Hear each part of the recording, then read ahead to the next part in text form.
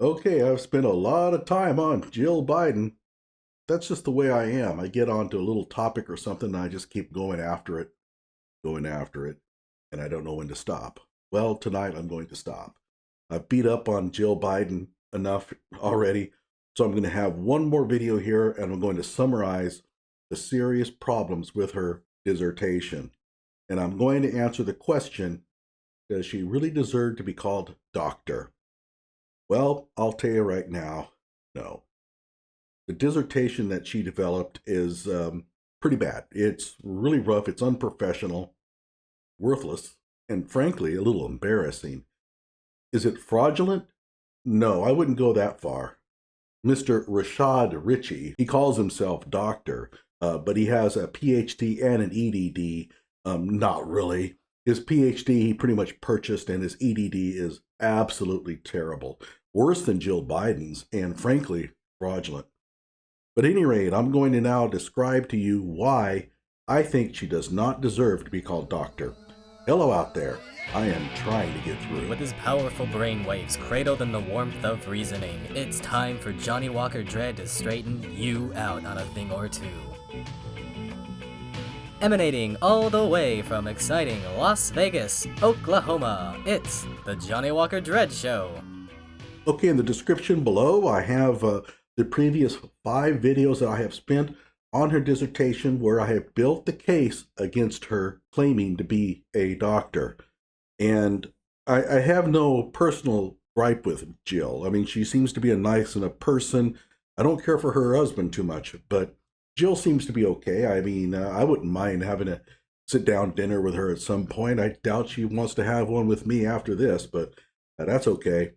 So let's go through why I think she does not deserve to be called doctor. And it all centers around the poor quality of her dissertation. And number one, and I'm going in, by the way, rank of importance, and this is the most important reason. Number one, her dissertation study proved useless. And it comes from this statement that she made in her dissertation that she probably should have left out.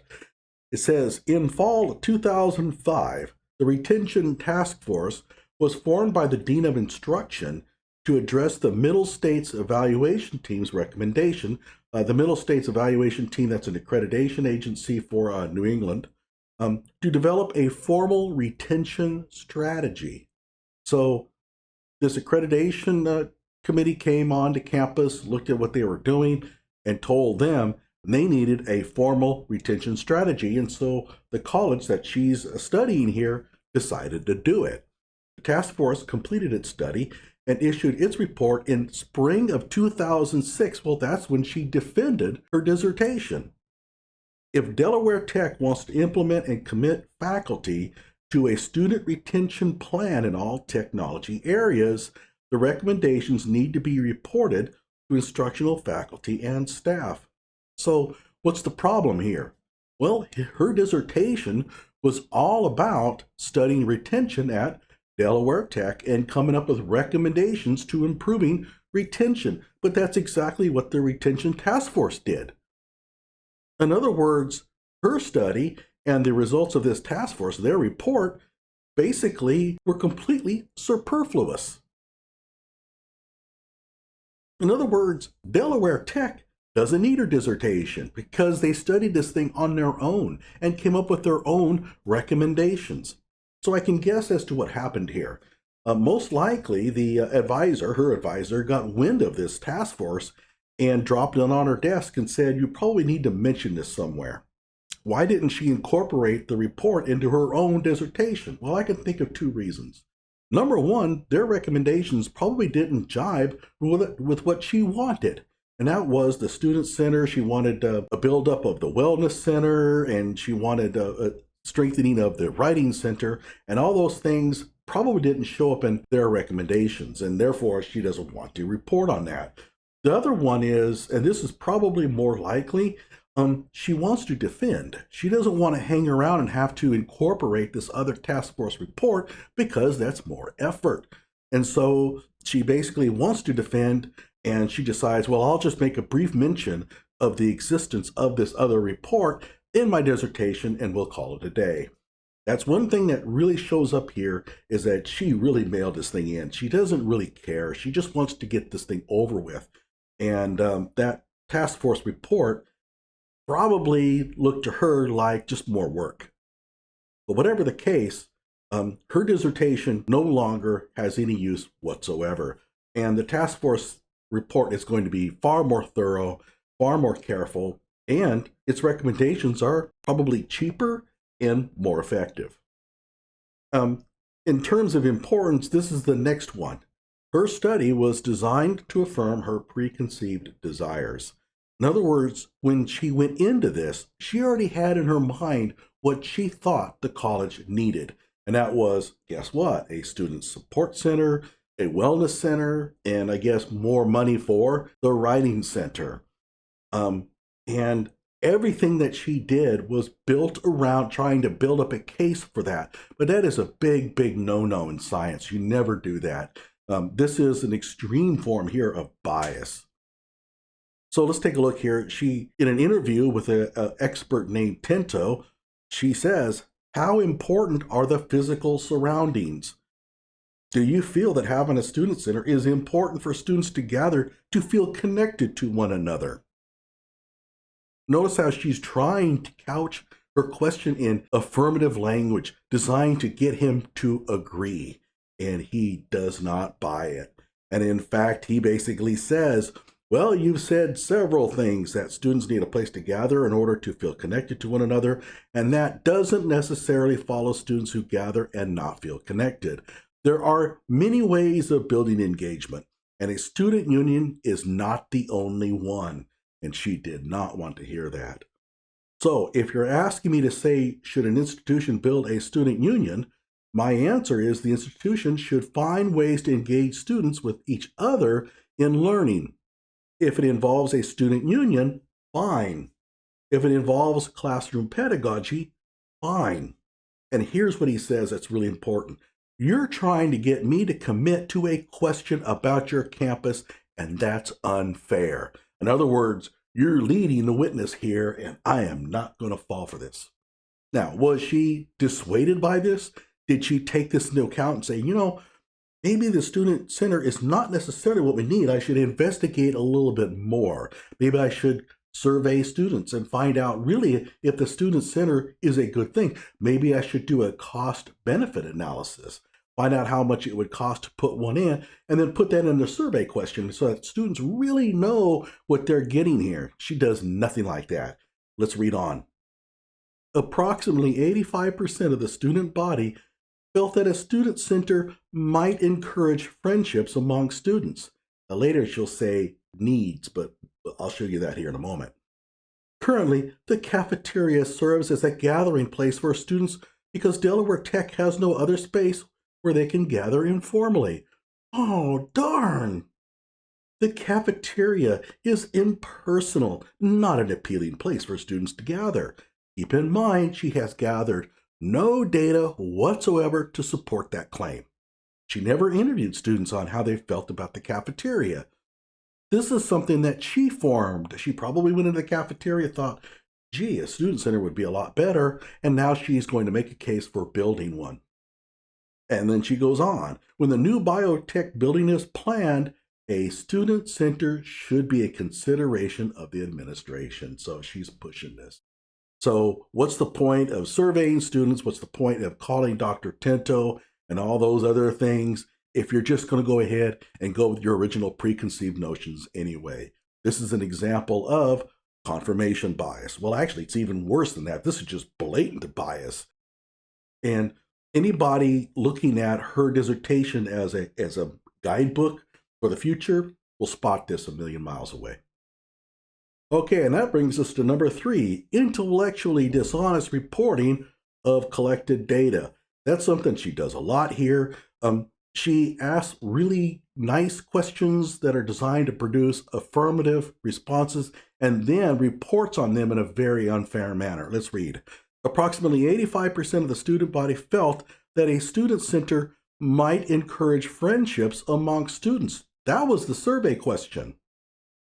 But then later she writes, Of the 159 pre-tech students surveyed, 134, which is 85%, responded that Delaware Tech needed a student center. And again, she wants that student center built. I think that she wants it built because she feels that she can get her name on it. The Jill Biden Student Center. Sounds great, doesn't it? Yeah, I actually do think that she had in her mind that if she pushed this enough, and keep in mind, her husband is a very powerful politician in the state, she might get her name on a building. Notice how hard she works to sell this. The community college population is transient. A student center may provide a reason to spend more time on campus. A student center would offer students a safe, comfortable place away from the classroom to connect. Oh, this is a sales job. Okay, let's get to the next reason why she does not deserve to be called doctor. And that is her dissertation exhibited extraordinarily lazy and shoddy methodology. I expect a dissertation to involve a lot of effort. In other words, bending over backwards to collect enough data and enough genuine data to really produce meaningful results. She didn't do that at all. As she stated, to address student retention, several methodologies were used to measure the needs of pre-tech students. And if you look at this list, of course, in her dissertation, she really pumped this up to make it look like it was a lot more than it really was. But then I pared it down to, guess what? She administered 2 surveys to 2 classes. Give me a break. And almost certainly, those were her own classes. She doesn't describe who was the instructor of record in those classes. That's almost a dead giveaway. And by the way, that's a no-no. You have to inform the reader who was the instructor. And why her own classes? I suspect it's the easiest thing to do. You already have them there. Just hand out a sheet of paper and collect it. It's easy to collect data this way. Then she surveyed all teaching faculty and counselors on retention. How did she do that? She doesn't say. Another big no-no. You have to report your methodology. Did you send out an email? Did you send out mail? Did you go to their offices and ask them? Did you call them? You have to report on that, and she doesn't. And that's a dead giveaway that all she did here was she emailed everybody in the college and asked for responses, and her response rate was probably 5%. Maybe a little higher because of her name. Again, easy, easy, easy. And if you're a college faculty member and you get these emails from these graduate students wanting information for their theses and stuff, do not answer. Then she led a group discussion on retention with a handful of English faculty. How many? She doesn't report. She doesn't tell you. But these were faculty of the pre-tech classes. There couldn't have been more than 3 or 4. So you can picture 4 faculty members hanging out, probably at Starbucks, while talking about retention and her taking notes. She led a group discussion with 11 English faculty on the Writing Center. Again, she pushes hard this idea that, well, writing should be across the curriculum. It should involve all of the disciplines, right? But then when she goes on to discuss about how to improve the Writing Center, she only invites English faculty. She thought that she could pull the wool over our eyes. Then she interviewed 2 pre-tech dropouts. And I don't want to use the term dropout there harshly, but I'm trying to make this simple. She does not describe how that took place. Were they contacted by phone or what? And that's also another dead giveaway that she probably just bumped into them. Asked them a few questions, and that was it. She collected a data dump from 2 community colleges, didn't seem to do much with it, but whatever. And then she called a retention specialist. That's it. That's the entirety of her methodology for a doctoral dissertation. To get called doctor, that's what she did. And if it sounds like this is really easy to pull off, yeah. I mean, I wouldn't say that this is the rigor of a senior project. It's a little bit more than that, but actually this falls below a master's thesis project. Certainly falls below mine. which was in physics.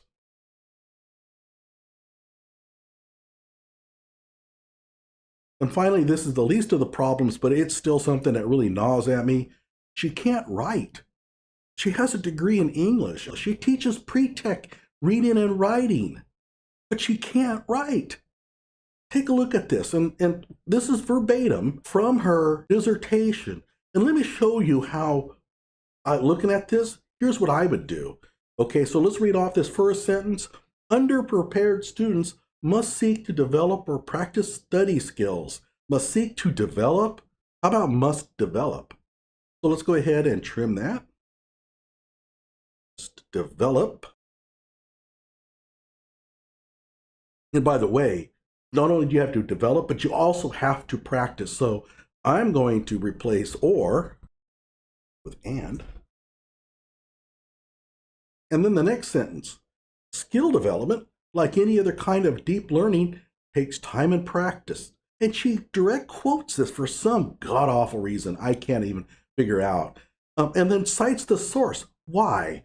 Nobody's going to argue against this. Who out there thinks that skill development doesn't take any time or practice?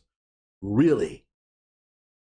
This is a mundane, vacuous statement. There's no need to direct quote it because the manner in which the authors wrote this is of no consideration here. It's not profound. There's nothing clever about it or nothing, right? And there really is no reason to cite a source for this. Nobody reading this is going to say, wait a minute here now. Skill development takes time to practice. I'd better check on this and open up Upcraft, Gardner, and Barefoot to verify. Who's going to do that? So I'm going to take out the direct quotes and the citation. Pointless. Now you see study skills, skill development like any other kind of deep learning. Whenever you see the end of one sentence is kind of like the start of the next one, you have to think about commingling those sentences. And here it's really easy. I'll just take out this place, go here, which, like any other kind of deep learning, take time and practice. Voila. Shorter, more concise, easier to read. So let's read it. Underprepared students must develop and practice study skills, which, like any other kind of deep learning, take time and practice. And frankly, I don't even think you need the which, like any other kind of deep learning in there. What does that do? Nothing. So I'm going to take it out. Underprepared students must develop and practice study skills, which take time and practice. Okay, so let's read on. Many of the first-year college students, I like to put a hyphen in between first and year, but that's a matter of just personal style. Many of the first-year college students are lacking basic skills and effective learning strategies. Many of the, how about just many first year? Many first-year college students are lacking basic skills and effective learning strategies. But why are lacking? How about just lack? Many first-year college students lack basic skills and effective learning strategies. Doesn't that sound cleaner? And it's shorter.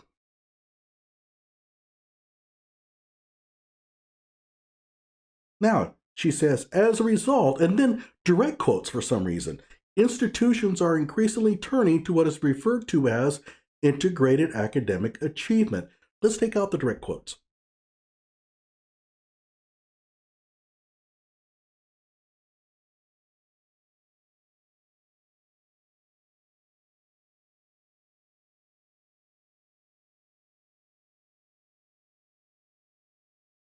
And I can clean this thing up. What do we mean by referred as? Why not just call it? So let's just make this simpler.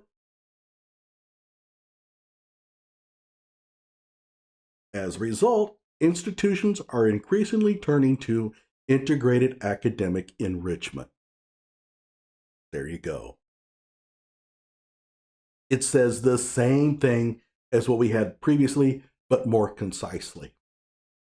And then students who have a lack of academic preparation How about students who lack academic preparation? Don't write have a lack of. Just say lack. Students who lack academic preparation should be taught how to apply study skills.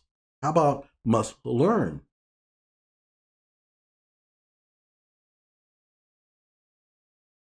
Students who lack academic preparation must learn to apply study skills, all major subject areas, not just English. And then the final sentence, she wrote it as a semicolon. But you know what? I think that's rather important. There's a better way to emphasize prose using the M dash. Watch.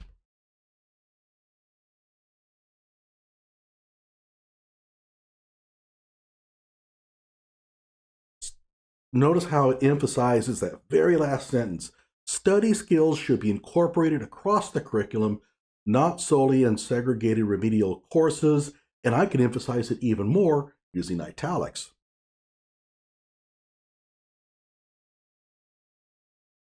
That's called wordsmithing. It's an art, and a person with a degree in English who teaches English at the college level should know how to do that. So, in my opinion, it's a Ms. Jill Biden. Like my video and subscribe to my channel.